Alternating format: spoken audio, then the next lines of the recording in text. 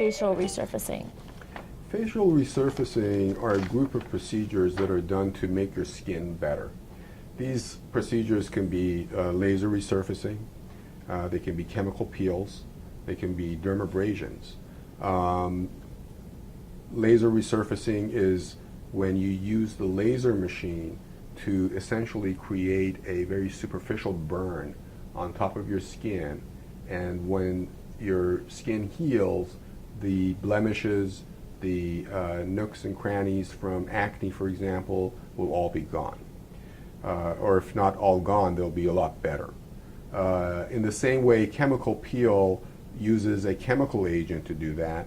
By applying a chemical agent to the face, you can cause a sloughing off of the top layers of the skin, and when the fresh new skin comes up, it'll be much more soft, much more clear. It will not have as many pores. It will not have as many blemishes as it did before surgery. Dermabrasion uses a sandpaper type of material to do the same thing. So all of these procedures, these skin resurfacing procedures, are aimed to make your skin look healthier and better with more even color and less unevenness and wrinkles. Okay. Who is a good candidate for facial resurfacing?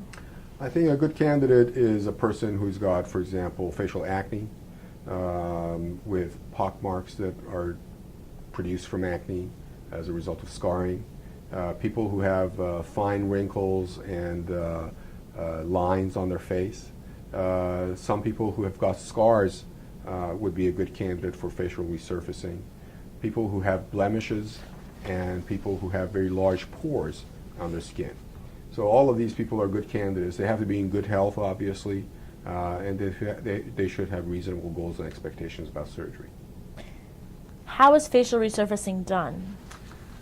Facial resurfacing is done either with laser or with chemical peels or with dermabrasion. I would say that the majority of people nowadays use either laser resurfacing or they use chemicals to do this, and dermabrasion is still done but is not as common as the other two methods. With respect to lasers, there are many different types of lasers that can do the job. It all depends on what the problem is. Some are more aggressive. Lasers are defined as being either ablative or non-ablative. Ablative means that your skin actually falls off and it gets burned. Non-ablative means that you never experience a burn per se, but the skin gets heated up to a certain extent to create better new collagen. So the non-ablative procedures are a little bit less aggressive, you might say, than the more ablative procedures, which are more aggressive. And what should an individual look out for when doing facial resurfacing? I think the main thing that they should understand is that all types of facial resurfacing are creating some degree of burn in the skin, or they're creating some sort of a regenerative effect in the skin. These regenerative effects have positive points, but they also have their own negative points.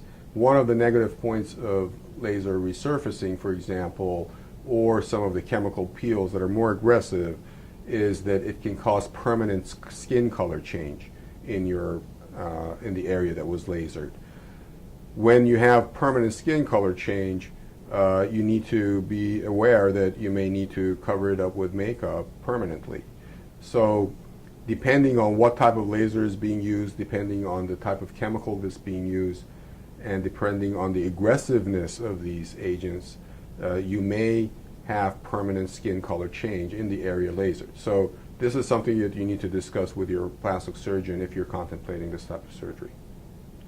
And once having undergone facial resurfacing, when can an individual get back into their normal routine?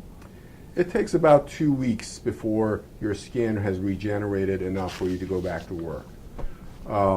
Some chemical peels, some lasers, you can go back earlier, maybe closer to 5 to 7 days.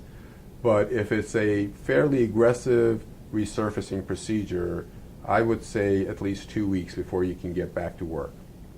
In terms of getting back into activities such as exercising and vigorous physical activity, you're talking closer to like 3 to 4 weeks. And what should an individual do if they really want this procedure done? I think the first step is to talk to a qualified plastic surgeon. The idea is that you need to be educated about the issues that I was discussing with respect to color change.